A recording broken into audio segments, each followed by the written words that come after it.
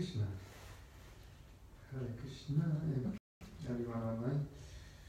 Thanks for tuning in. Welcome to ISKCON Dublin, to the regular reading of Srimad Bhagavatam, which we started a few weeks ago. We are already at the 7th chapter of Bhagavatam. We're doing well. We added another day of reading. This Saturdays we're doing as well. Not every Saturday, but we'll do every Saturdays. So without further ado, we're going to start. We're going to go into citing Mahima Stotra, the recitation of Srimad Bhagavatam. This is Sri Sanatana Goswami. Sarva Shastrivi Piyusha, Sarva Vidaita Sattvala, Sarva Siddhanta Ratnadya, Sarva Lokaika Viprada. A nectar from the ocean of all scriptures, singular fruit of all the Vedas, rich of the precious gems of all conclusive truth. You are the only giver of sight to all the worlds. Srimad Bhagavatam Pranam, Srimad Bhagavatam Prabhu, Kali Vagodita, Shri Krishna Parivartita.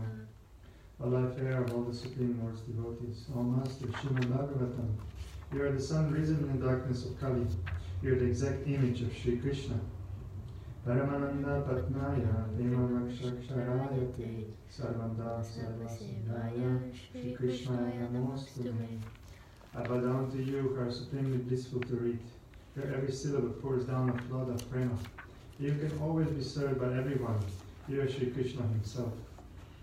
Madhikara Nanda Matsangi, Madguru Mahadana, Manishara Kamadbhavya, Madananda Namostate. My only friend, my constant companion, my spiritual master, my great wealth, my savior and my good fortune, my source of ecstasy, I bow down to you. Asadu sadhatadayin, atini chochataraka, agamochakadachimman, premahritkantayospuran. O bestower of saintliness to the unsaintly, O exalter of the most fallen, please never leave me. Always appear in my heart and my voice with pure love. Om Namo Bhagavate Vasudevaya. Om Namo Bhagavate Vasudevaya. Om Namo Bhagavate Vasudevaya. Om Namo Bhagavate Vasudevaya. Om Namo Bhagavate Vasudevaya. Om Namo Bhagavate Vasudevaya.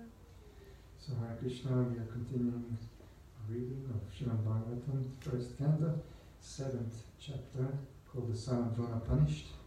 We are just at the end of the last few verses of this chapter, where there were arguments regarding killing, not reading, but killing of Ashwatthama, who was just brought in front of the Draupadi. So now, last time we just where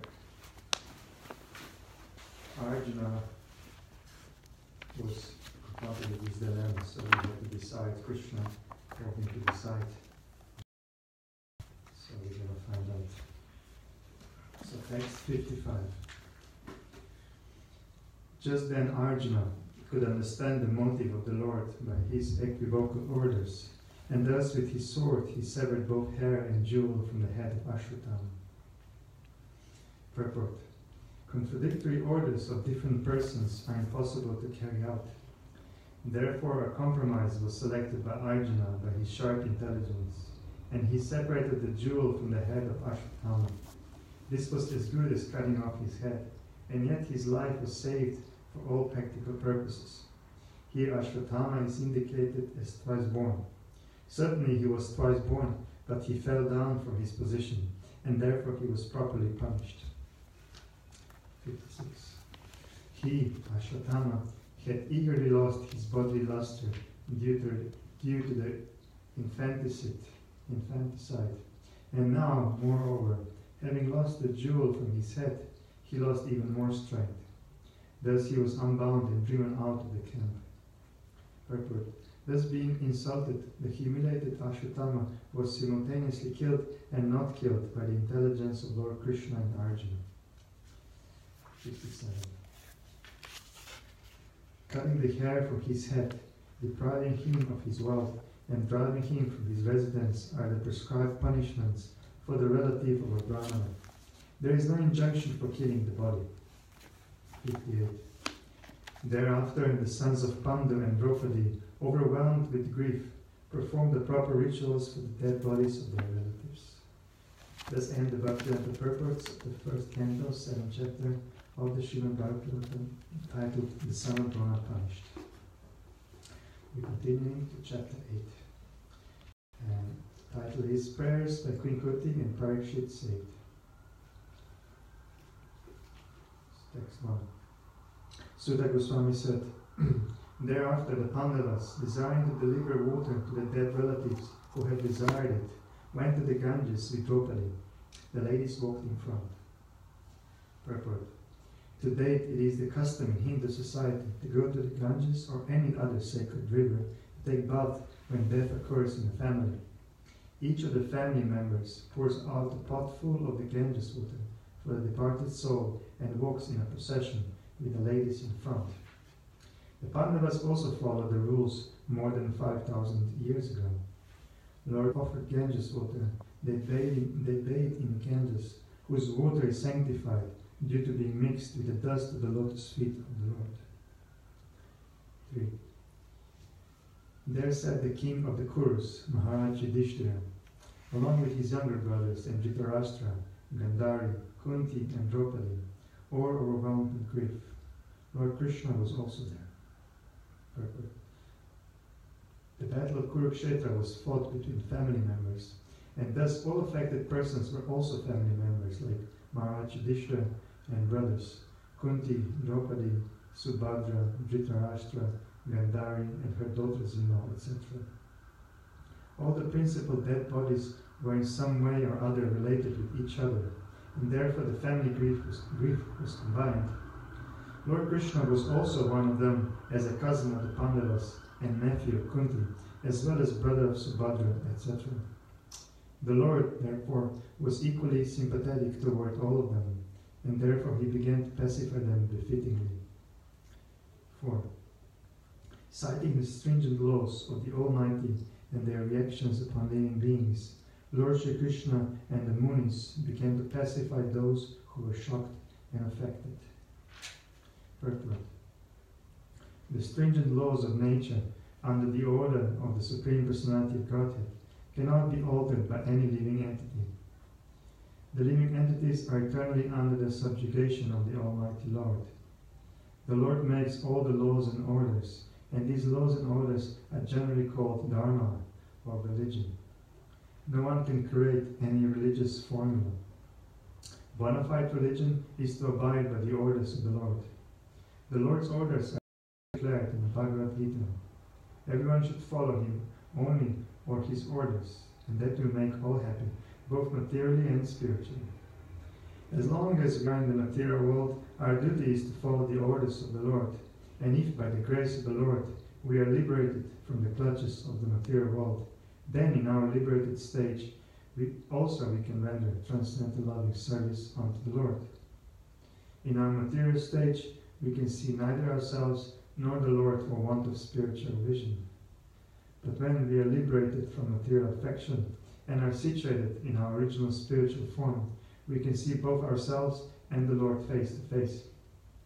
Mukti means to be reinstated in one's original spiritual status after giving up the material conception of life.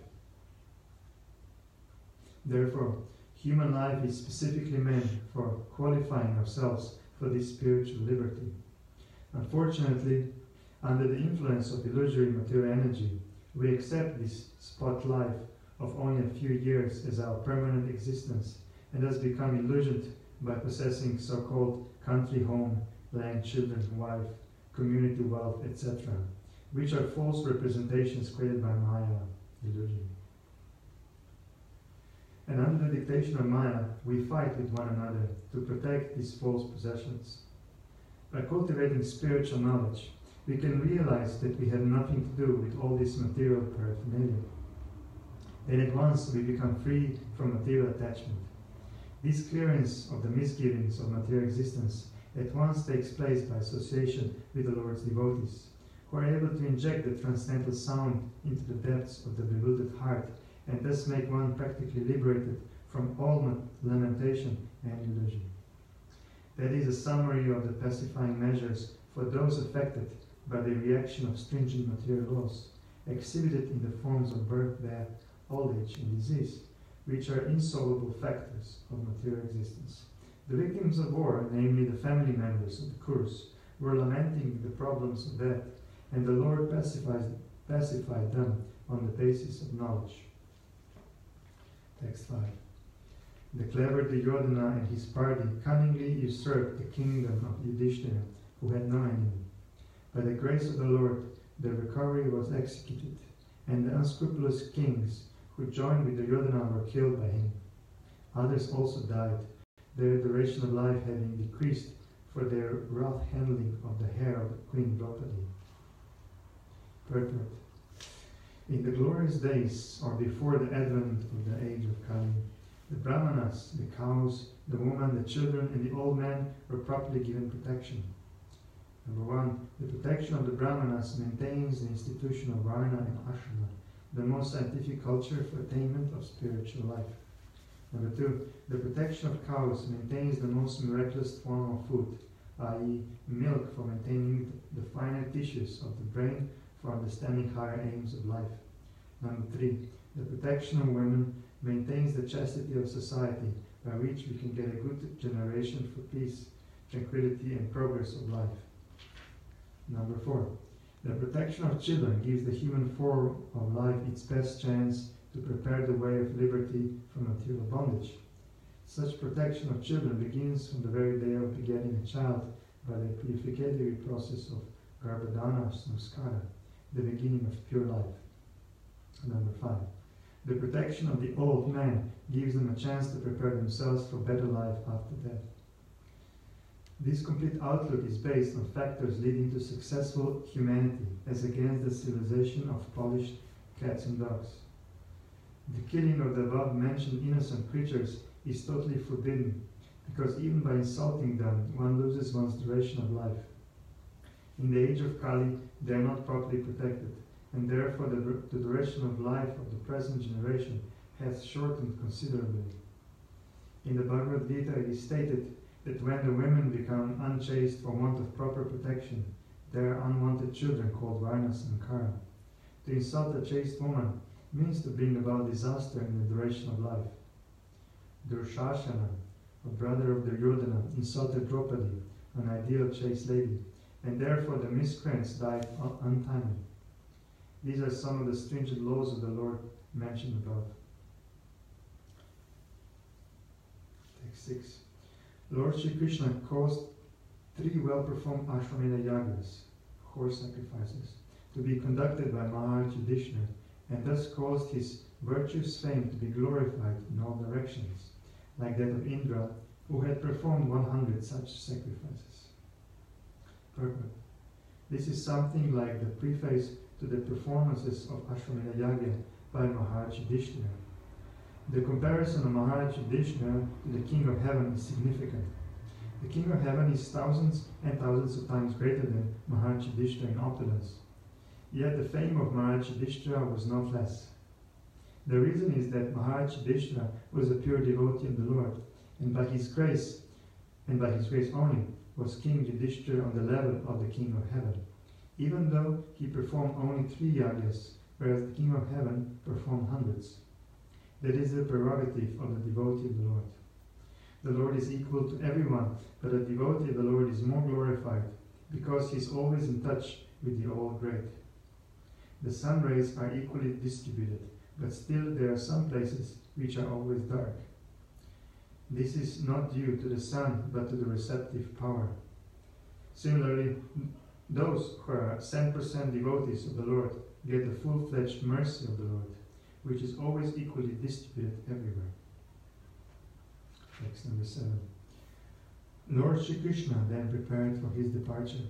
He invited the sons of Pandu, after having been worshipped by the Brahmanas, headed by Srila Vyasadeva. The Lord also reciprocated greetings. Purport. Apparently, Lord Sri Krishna was a Kshatriya and was not worshipable by the Brahmanas. But the Brahmanas present there, headed by Srila Vyasadeva, all knew him to be personality of Godhead, and therefore they worshipped him. The Lord reciprocated the greetings just to honor the social order that a Kshatriya is obedient to the orders of the Brahmanas. Although Lord Sri Krishna was always offered a view, the Supreme Lord, from all respective quarters, the Lord never deviated from the customary usages between the four orders of society. The Lord purposely observed all these social customs so that others would follow him in the future. Text 8. As soon as he seated himself on the chariot to start for Dwarka, he saw Uttara hurrying toward him in fear. Purport. All the members of the family of the Pandavas were completely dependent on the protection of the Lord, and therefore the Lord protected all of them in all circumstances. The Lord protects everyone, but one who depends completely upon him is specifically looked after by the Lord. The father is more attentive to the little son who is exclusively dependent on the father. Text 9. Uttara said, O Lord of Lords, Lord of the universe, you are the greatest of mystics. Please protect me, for there is no one else who can save me from the clutches of death in this world of duality. Purport. This material world is the world of duality, in contrast with the oneness of the absolute realm. The world of duality is composed of matter and spirit, whereas the absolute world is complete spirit without any tinge of the material qualities. In the dual world, everyone is falsely trying to become the master of the world, whereas in the absolute world, the Lord is the absolute Lord, and all others are his absolute servitors. In the world of duality, everyone is envious of all others, and that is inevitable due to the dual existence of matter and spirit. The Lord is the only shelter of fearlessness for the surrendered soul. One cannot save himself from the cruel hands of death in the material world without having surrendered himself at the lotus feet of the Lord. Text 10. O my Lord, you are all powerful. A fiery iron arrow is coming towards me fast. My Lord, let it burn me personally, if you so desire, but please do not let it burn and abort my embryo. Please do me this favor, my Lord. Purport. This incident took place. A great devotee of the Lord was lying in embryo. She was responsible for his protection. The mother of a child has a great responsibility in giving all protection to the child, and therefore Uttara was not ashamed to express this frankly before Lord Krishna. Uttara was the daughter of a great king, the wife of a great hero, and student of a great devotee, and later she was the mother of a good king also. She was fortunate in every respect. Welcome. Text 11. Sutta Goswami said, having patiently heard her words, Lord Sri Krishna, who is always very affectionate to his devotees, could at once understand that Ashwatthama, the son of Dronacharya, had thrown the Brahmastra to finish the last life in the Pandava family. 1:11. We are text 11. 1:11. Okay, thank you. 8th chapter. Thank you. Text 11. There are also two books there. No, they're part 1. They're part 1 only, and we have reached part 2. Is this part 2? Yes, Oh, it finished after 7. I didn't know that. It finished. I will see find you later. We have part 2 somehow, one but set, we weren't but ready. we don't have So to we separate, finished but part I 1. will find for you. But they're reading this book as well. That's why I just switched to the phone. Sorry. My assistant didn't know too much. That's good. No, I should be more attentive. Yeah, I have a full Bhagavatam. It's one book. It's not the best. But It's part 2. This is Maybe the I'll look part there. 1, and he's reading the part 2. It's So, did you know that? Did you so know that? this is like different edition. This is like they separate this part 1, 2, 3, and then he had the one with like everything. Yeah, you know that. But I have in my phone. Like if you want So your share phones. Tomorrow we'll be ready. We'll find more points. It's kind of rare even here. We don't have so many copies here. But we do have, while we're talking about, we do have full sets. You can. Not really. You can open it. Yes. There's one. Do we have one? We have full sets of Bhagavatam, just Yeah. for everyone. We can open one. Yeah. I think it's new edition, new cover, different Yeah. cover. Yeah, we should. We'll talk about For that. the- Okay, let's continue. Where do we? 11. I'll just repeat translation. Sudha Goswami said, having patiently heard her words, Lord Sri Krishna, who is always very affectionate to his devotees, could at once understand that Ashwatthama, the son of Dronacharya, had thrown the Brahmastra to finish the last life in the Pandava family. Purport. The Lord is impartial in every respect, but still he is inclined towards his devotees, because there is a great necessity of this for everyone's well-being. The Pandava family was a family of devotees, and therefore the Lord wanted them to rule the world. That was the reason he vanquished the rule of the company of Duryodhana and established the rule of Maharaj Yudhishthira. Therefore he also wanted to protect Maharaj Parikshit, who was lying in embryo. He did not like the idea that the world should be, without the Pandavas, the ideal family of devotees. Just a note for those new, especially Andrea. Yeah, there's lots of maybe new names, but if you bear, you'll get to know the names. So it can be 5 new names in one sentence. So, but you'll get to know the story. It's quite fascinating. Text of translation. All foremost among the great thinkers, Munis, Shonaka, seeing the glaring Brahmastra proceeding towards them, the Pandavas took up their 5 respective weapons. Purport. The Brahmastra are finer than the nuclear weapons. Ashwatthama discharged the Brahmastra simply to kill the Pandavas, namely the 5 brothers headed by Maharaj Yudhishthira and their only grandson, who was lying within the womb of Uttara. Therefore the Brahmastra, more effective and finer than the atomic weapons, was not as blind as the atomic bombs. When the atomic bombs are discharged, they do not discriminate between the target and others. Mainly the atomic bombs do harm to the innocent because there is no control. The Brahmastra is not like that.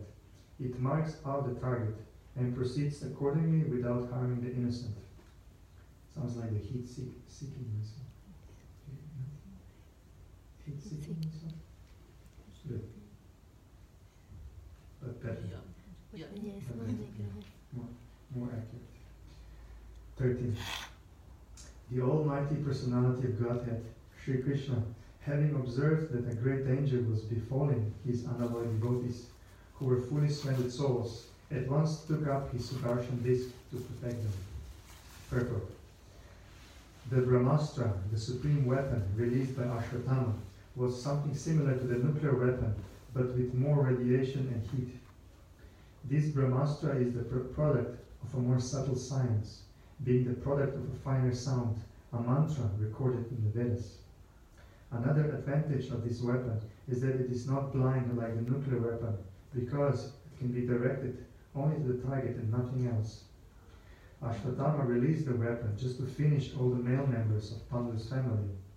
Therefore, in one sense, it was more dangerous than atomic bombs, because it could penetrate even the most protected place and would never miss the target.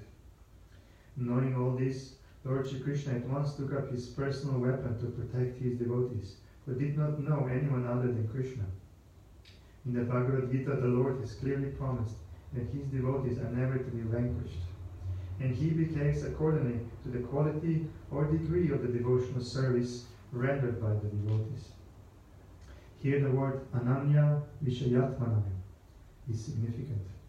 The Pandavas were 100%, that means 100%, dependent on the protection of the Lord, although they were all great warriors themselves. But the Lord neglects even the greatest warriors and also vanquishes them in no time. When the Lord saw that there was no time for the Pandavas to counteract the Brahmastra of Ashwatthama, he took up his weapon, even at the risk of breaking his own vow. Although the battle of Kurukshetra was almost finished, still, according to his vow, he should not have taken up his own weapon. But the emergency was more important than the vow. He is better known as Bhakta Vatsala, or the lover of his devotee, and thus he preferred to continue as Bhakta Vatsala than to be a worldly moralist who never breaks his own vow. That's interesting. Of course. Text 14. The Lord of Supreme Mysticism, Sri Krishna, resides within everyone's heart as the Paramatma. As such, just to protect the progeny of the Kuru dynasty, he covered the embryo of Uttara by his personal energy. Purport. The Lord of Supreme Mysticism can simultaneously reside within everyone's heart, or even within the atoms by his Paramatma feature, his plenary portion. Therefore, from within the body of Uttara, he covered the embryo to save Maharaj Parikshit and protect the progeny of Maharaj Kuru, of whom King Pandu was also a descendant. Both the sons of Dhritarashtra and those of Pandu belonged to the same dynasty of Maharaj Kuru. Therefore, both of them were generally known as Kurus. But when there were differences between the two families, the sons of Dhritarashtra were known as Kurus, whereas the sons of Pandu were known as Pandavas. Since the sons and grandsons of Dhritarashtra were all killed in the battle of Kurukshetra, the last son of the dynasty is designated as the son of the Kurus. 15. I'll read one more and I'll hand it over.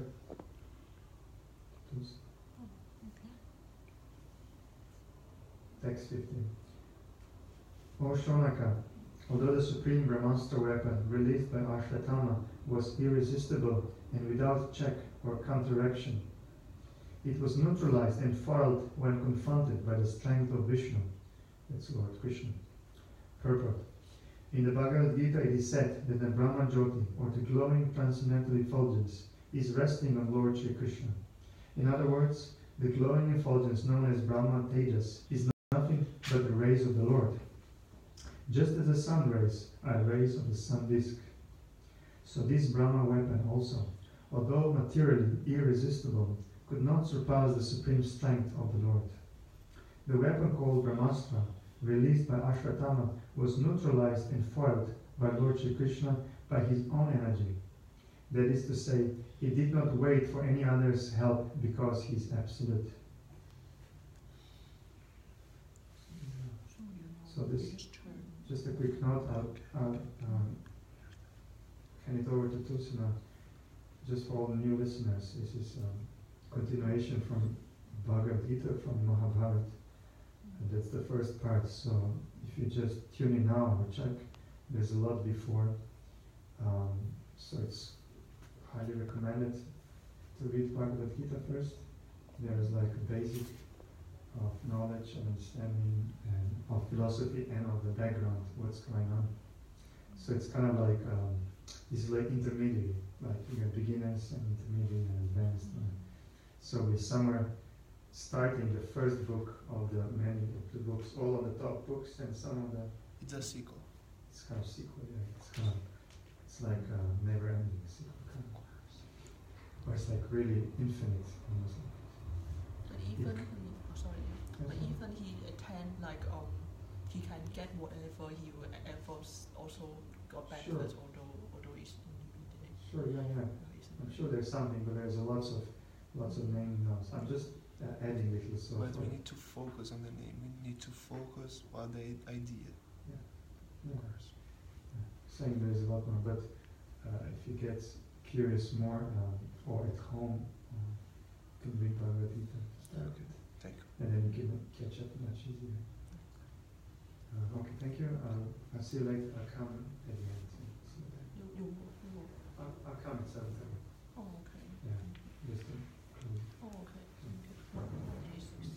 16. Yeah. Just keep on. Still.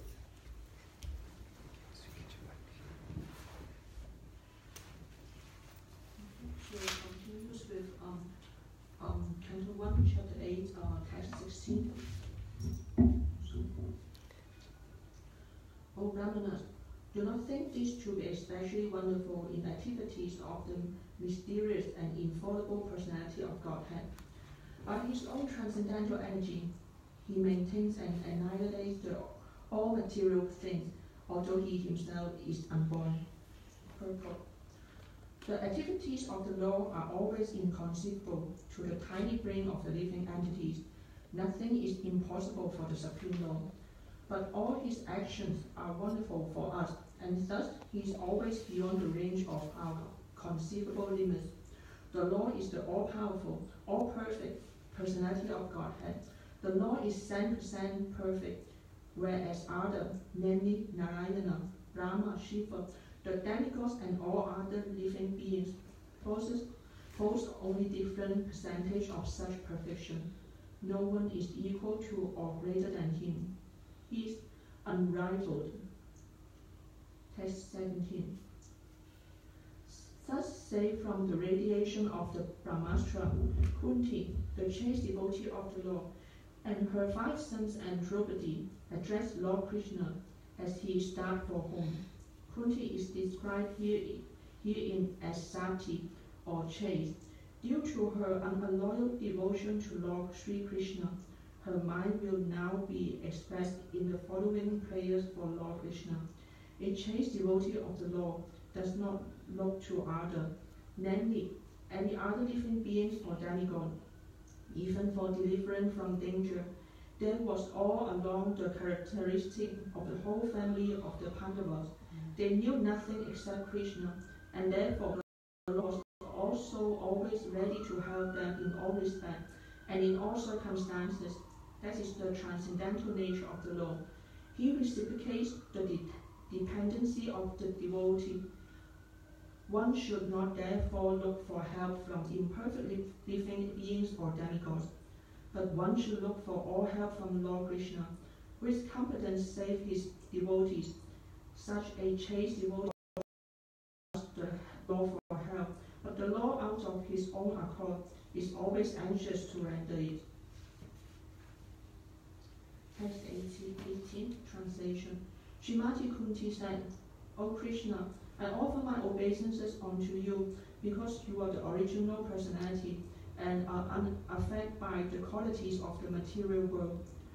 You are existing both within and without everything, yet you are invisible to all. Srimati Kunti Devi was quite aware that Krishna is the original personality of Godhead. Although he was playing the part of her nephew, such an enlightened lady could not commit a mistake by offering obeisances unto her nephew.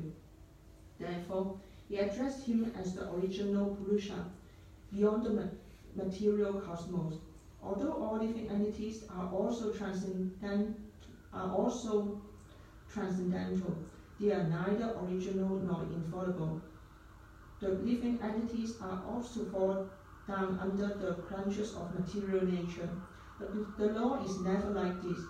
In the Vedas, therefore, he is described as the chef among all living entities. Neo nam chaitonas chaitananam. Then again he is addressed as Ishvara, or the controller. The living entities or the demigods like Chandra and Surya are also to some extent Ishvara. But none of them is the supreme Ishvara, or the ultimate controller. He is the Parameshvara, or the super soul. He is both within and without. Although he was present before Srimati Kunti as her nephew, he was also within her and everyone else. In the Bhagavad Gita 15.15, the Lord says, I am situated in everyone's heart, and also due to me one remembers, forgets, and is cognizant, etc. Through all the Vedas, I'm to remember, forget. I'm to be known because I'm the compiler of the Vedas, and I'm the teacher of the Vedanta. Queen Kunti affirmed that the Lord, although both within and without all living beings, is still invisible. The law is, so to speak, a puzzle for the common man. Queen Kunti experienced personally that Lord Krishna was present before her. Yet he entered within the womb of Uttara to save her embryo from the attack of Ashwatthama's Brahmastra. Kunti herself was puzzled about whether Sri Krishna is all pervasive or localized. In fact, he is both, but he reserved the right of not being exposed to persons who are not surrendered souls. This checking curtain is called the Maya energy of the Supreme Law, and is controlled the limited vision of the rebellious soul. It is explained as follows. Text 19. Being beyond the range of limited sense perception, you are the external, irreproachable factor covered by the curtain of deluding energy. You are invisible to the foolish observer, exactly as an actor dressed as player is not recognized. Purport. In the Bhagavad Gita, Lord Sri Krishna affirmed that less intelligent person mistake him to be an ordinary man like us, and thus they deride him. The same is confirmed herein by Queen Kunti. The less intelligent person are those who rebel against the authority of the law. Such persons are known as Asura. The Asuras cannot recognize the law authority. When the Lord himself appears amongst us, Rama, Nrsimha, Varaha, or in his original form as Krishna, he performs many wonderful acts which are humanly impossible, as we shall find in 10th canton of his great literature. Lord Sri Krishna exhibits his humanly impossible activities even from the days of his lying on the lap of his mother. He killed the Pusana witch, although she smelled her breast with poison just to kill the Lord. The Lord sucked her breast like a natural baby, and he sucked out of her very life. Also, similarly, he left the Govardhan hill, just like a boy picks up a frog umbrella, and stood several days continuously just to give protection to the residents of Vrindavan. These are some of the superhuman activities of the Lord described in the authoritative Vedic literature, like the Purana, Itihasa history, and the Upanishad. He has delivered wonderful instruction in the shape of Bhagavad Gita. He has shown marvelous capacities as a hero, as a householder, as a teacher, and as a renouncer. He is accepted as the Supreme Personality of Godhead by such authoritative personality as Vyasa, Devana, Asita, Narada, Madhva, Sankara, Ramanuja, Sri Chaitanya Mahaprabhu, Jiva Goswami, Vishwanath Chakravarti, Bhaktisiddhanta Saraswati, and all other authority of the line. He himself has declared as much in many places of the authentic literature. And yet there is a class of men with demonic mentality who are always reluctant to accept the law as the supreme and absolute truth. This is partially due to their poor fund of knowledge, and partially due to their stubborn obstinacy, which result from various misdeeds in the past and present. Such person could not recognize Lord Sri Krishna even when he was present before them. Another difficulty is that those who depend more on their imperfect senses cannot realize him as the supreme law. Such persons are like the modern scientists. They want to know everything by their experimental knowledge, but it is not possible to know the supreme person by imperfect experimental knowledge. He is described here as Atoksaja, or beyond the range of experimental knowledge. All our senses are imperfect. We claim to observe everything and anything, but we must admit that we can observe things under certain material conditions only, which are also beyond our control. The law is beyond the observation of sense perception. Queen Kunti accepts his deficiency of conditioned soul, especially of the woman class, who are less intelligent. For less intelligent men, there must be such things as temples, mosques, or churches, so that they may begin to recognize the authority of the law, and hear about him from the authority in such holy places. For less intelligent men, this This beginning of spiritual life is essential, and only foolish men decry the establishment of such places of worship, which are required to raise the standard of spirituality attributes for the mass of people. For less intelligent person, bowing down before authority of the law, as generally done in the temple, mosque, or churches, is as beneficial and easy for the advanced devotee to meditate upon him by active service. Text 20. Translation. You yourself descend to propagate the transcendental science of devotional service onto the hearts of the advanced transcendentalists and mental speculator, who are purified by being able to discriminate between matter and spirit. How then can we women know you perfectly? Purport. Even the greatest philosophical speculators cannot have access to the region of law. It is said in the Upanishad that the supreme truth, the absolute personality of Godhead, is beyond range of the thinking power of the greatest philosopher. He is unknowable by great learning or by greatest brain. He is knowable only by who has his mercy. Others may go on thinking about him for years together, yet he is unknowable. This very fact is corroborated by the queen, who is playing the part of an innocent woman. Women in general are unable to speculate like philosophers, but they are blessed by the Lord because they believe at once in the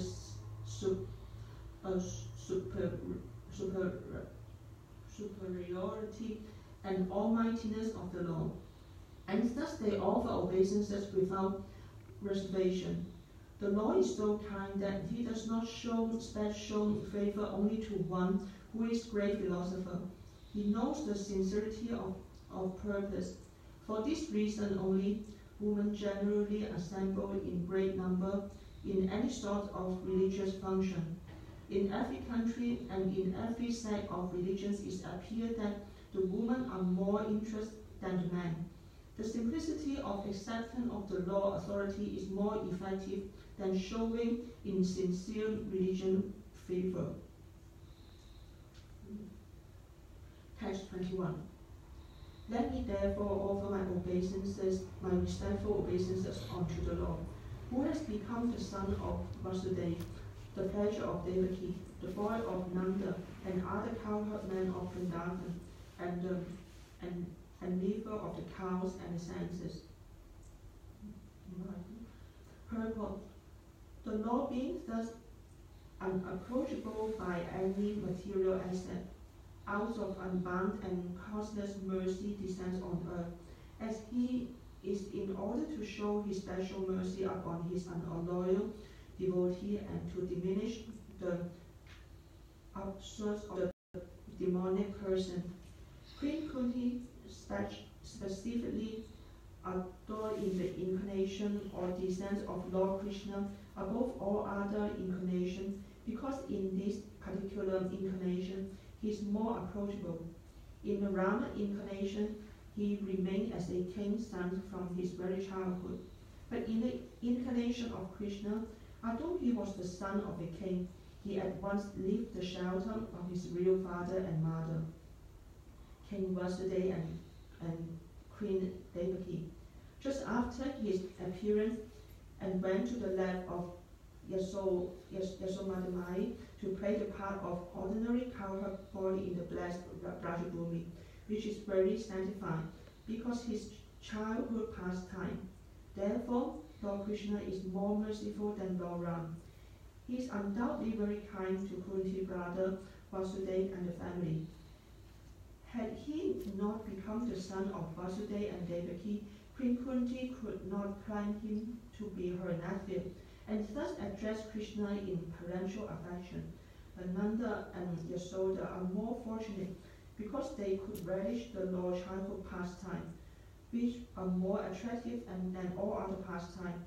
There is no parallel to his childhood pastime as exhibited in Brajabhumi, which are the prototypes of his eternal affair in the original Krishna Loka described in the Chintani Dharma in Brahma Samhita. Lord Sri Krishna descended himself at Rajabhumi with all his transcendental entourage and paraphernalia.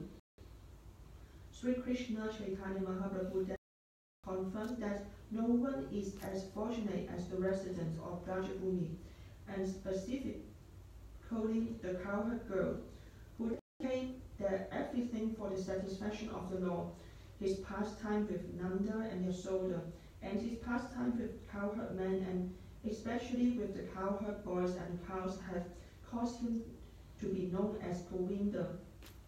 Lord Krishna as Govinda is more inclined to Brahmana and the cows, indicating therefore that human posterity depends more on these two items, namely Brahminical culture and cow protection.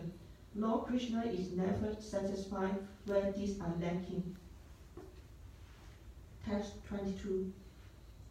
My respectful obeisances are unto you, O Lord, whose abdomen is marked with a depression like lotus flower, who are always decorated with garlands of lotus flower, whose glance is as cool as the lotus, and whose feet are engraved with lotuses. Purport. Here are some of the specific symbolical marks on the spiritual body of the personality of Godhead, which distinguish his body from the bodies of all others. They are all special features of the body of the Lord. The Lord may appear as one of us, but he always distinct by his specific bodily feature. Srimati Kunti claimed herself unfit to see Lord because of her being a woman. This is claimed because woman, Sudra, the laborer class, and the Dvijabandhu, or the richest descendants of the highest three classes, are unfit by intelligence to understand transcendental subject matter concerning the spiritual name, fame, attribute, form, etc. of supreme absolute truth. Such person, although they are unfit to enter into the spiritual affair of the Lord, can see him as the Acharya, who descend on the material world just to distribute favor to the fallen soul, including the above mentioned woman, Sudra, and Bijabandhu. Because such fallen soul cannot see anything beyond matter, the Lord condescends to enter into each and every one of the innumerable universe as the Gabodakashai Vishnu, who flows as a lotus stone from the lotus-like depression in the center of his transcendental abdomen. And thus Brahma, the first living being in the universe, is born. Therefore the Lord is known as Pankajanabi. The Pankajanabi Lord accepts the Acharya, his transcendental form in different elements, namely a form within the mind, a form made of wood, a form made of earth, a form made of metal, a form made of jewel, a form made of paint, a form drawn on sand, etc. All such forms of the Lord are always decorated with garlands of lotus flowers, and there should be fusing atmosphere in the temple of worship to attract the burning attention of the non-devotees always engaged in material wrangling. The meditators worship a form within the mind. Therefore, the Lord is merciful even to the woman, Sudra, and Vijabandhus, provided they agree to visit the temple of worship in different forms made for them. Such temple visitors are not idolaters. They are led by some men with a poor fund of knowledge. All the great Acharya established such temple of worship in all places just to favor the less intelligent, and one should not pose himself as transcending the stage of temple worship while one is actually in the category of the Sudra and woman or less. One should begin to see the Lord from his lotus feet, gradually rising to the thighs, waist, chest, and face. One should not try to look at the face of the Lord without being accustomed to seeing the lotus feet of the Lord. Srimati Kunti, because of her being the aunt of the Lord, did not begin to see the Lord from the lotus feet, because the Lord may feel ashamed. And thus Kunti Devi, just to save a painful situation for the Lord, begin to see the Lord just above his lotus feet. From the waist of the Lord, gradually raising to the face, and then down to the lotus feet. In the round, everything there is in order. Text 23, translation. O Vishikesha, the master of the senses and the law of the laws, you have released your mother Devaki, who was long imprisoned and distressed by the envious king Kamsa, and me and my children from a series of constant dangers. Purport. Devaki, the mother of Krishna and sister of King Kamsa, was put into prison along with her husband Vasudeva, because the envious king was afraid of being killed by Devaki's son, Krishna. He killed all the sons of Devaki who were born before Krishna, but Krishna escaped the danger of child's larva because he was transferred to the house of Nanda Maharaj. Lord Krishna's foster father, Kunti Devi, along with her children, was also in a series of danger.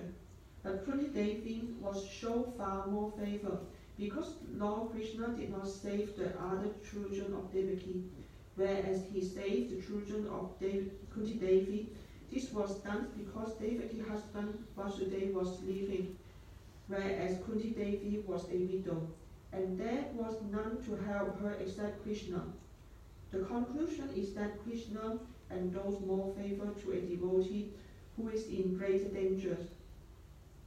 Sometimes he puts his pure devotee in such dangers because in that condition of helplessness, the devotee becomes more attached to the Lord. The more the attachment is there for the Lord, the more success is there for the devotee. Text 24. My dear Krishna, your Lordship has protected us from poison cake, from great fire, from cannibals, from vicious assembly, from suffering during our exile in the forest, from the battle where great general fight. And now you have saved us from the weapon of Ashutama. Purport. The list of dangerous encounter is submitted herein. Devaki was once put into difficulties by her envious brother. Otherwise she was well. But Kunti Devi and her sons were put into one difficulty after another for years and years together. They were put into trouble by Duryodhana and his party due to the kingdom. And each and every time the sons of Kunti were saved by the Lord. Once Bhima was administered poison in a cake. Once they were put into the house made and set a fire. And once Draupadi was dragged out and attempted to insult by her stripping her naked in the vicious assembly of the Kuru. The Lord saved Draupadi by supplying an immeasurable length of cloth, and Duryodhana party failed to see her naked. Similarly, when they were exiled in the forest, Bhima had to fight with the man-eater demon Hidimba Rakshasa, but the Lord saved him. So it was not finished there. After all these tribulations, there was the great battle of Kurukshetra, and Arjuna had to meet such great generals as Drona, Bhishma, and Karna, all powerful fighters.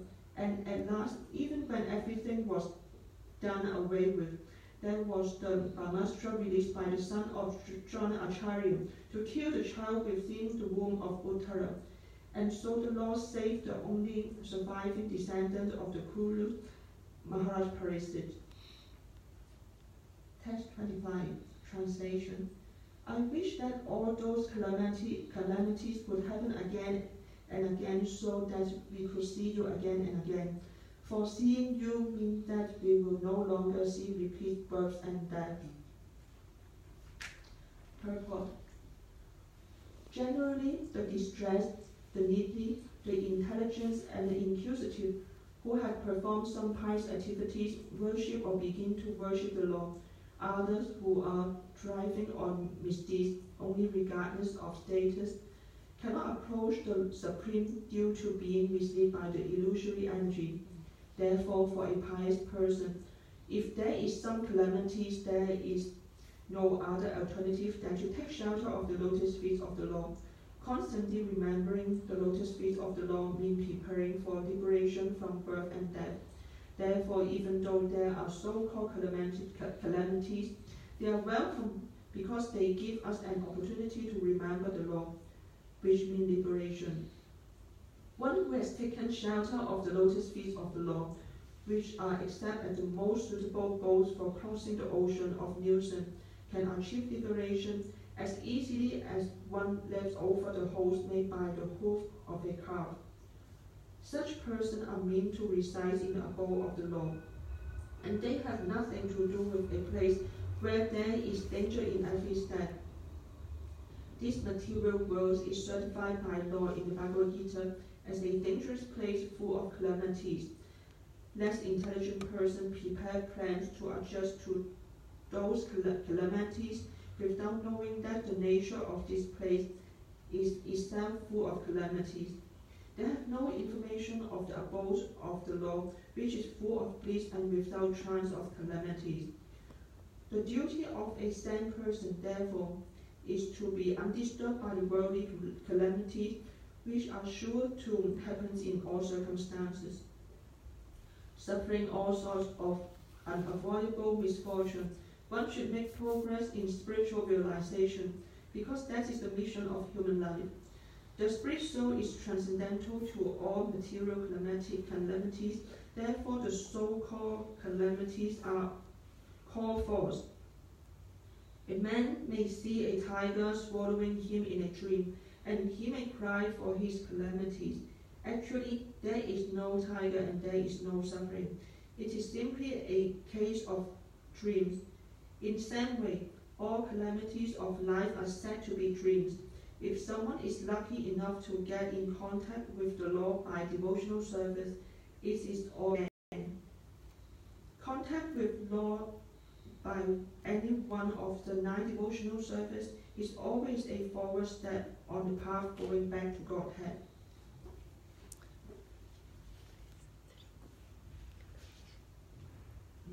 Text 26.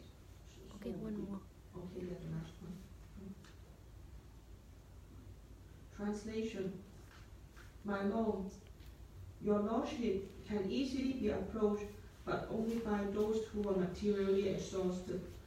One who is on the path of material progress, trying to improve himself with respectable percentage, great opulence, high education, and body beauty, cannot approach you with sincere feeling. We just finished the... No, we finished the Bhagavatam. Yeah. No, I just started the Because she just 26 read the translation, so do you want to do the purport tomorrow or? Just do the purport if it's not enough. It's not medium. Medium. I think it's okay. So 1.8.26 purport. Being materially advanced means taking birth in an aristocratic family and possessing great wealth. And education and attractive person men are met after possessing all these material opulence, and this is known as the advancement of material civilization. But the result is that by possessing all these material assets, one becomes artificially puffed up, intoxicated by such temporary possession. Consequently, such materially puffed up persons are incapable of uttering the holy name of the Lord by addressing him feelingly. O Govinda, O Krishna, it is said in the Shastra that by once uttering the holy name of the Lord, the sinner gets rid of the quantity of sins that he is unable to commit. Such is the power of uttering the holy name of the Lord. There is not the least exaggeration in this statement. Actually, the Lord's holy name has such powerful potency, but there is a quality to such utterance also. It depends on the quality of feeling. A helpless man can feelingly utter the holy name of the Lord, whereas a man who utters the same holy names in great material satisfaction cannot be so sincere. A materially puffed up person may utter the holy name of the Lord occasionally, but he is incapable of uttering the name in quality. Therefore, the four principles of material advancement, namely 1. High parentage, 2. Good wealth, 3. High education, and 4. Attractive beauty, are, so to speak, disqualification for progress on the path of spiritual advancement. The material covering of the pure spirit soul is an external feature, as much as fever is an external feature of an unhealthy body. The general progress is to decrease the degree of fever, and not to aggravate it by maltreatment. Sometimes it is seen that spiritually advanced persons become materially impoverished. This is no discouragement.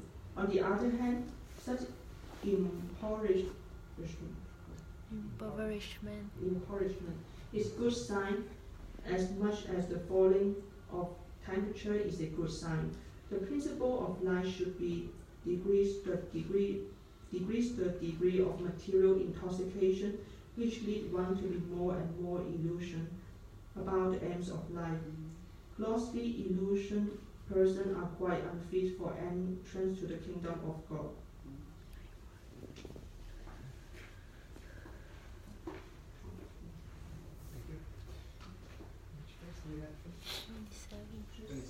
No, 26. Tomorrow is 27. Okay, Hare Krishna. Thank you, Tulsi. So we went deep into the chapter of prayers of Queen Kunti. And we had a few verses here. I just noticed, I knew they're coming, that we usually read, that we have to keep note. They are the memorizable verses or really important verses. So they're not specifically here or underlined up here, but they're in different books or in verses books. So here we had quite a few important verses from Queen Kuti that prays to Shri Krishna. Right? You probably noticed. Krishnaya Vasudevaya, that was it here, yeah, 21. Krishnaya Vasudevaya, Devaki Nanda Cha, Nanda Gopa Kumaraya Govindaya Namo Namaha. Really beautiful verse. So Kunti is offering prayers to Lord Shri Krishna, to the departing Krishna. And just one note, you mentioned this impoverished. So it's really important word here. It's akinchana in Sanskrit. So says the only which word that comes? 26. It's coming up. You have some pundits here. Pundits in Kinchana Gocharam. So it's coming, so you're gonna hear this word actually again, but it's already mentioned here beforehand. So there are those who can approach the Lord. It's very important to be akinchana or impoverished in that sense, but this will be revealed more in the purpose tomorrow. So we try not to overtime, keep you here for too long or online. We won't need to do. So we finish at verse number 26, he said. So we're continuing at verse 27 tomorrow, 6:30. So Hare Krishna, Srimad Bhagavatam ki. Yeah.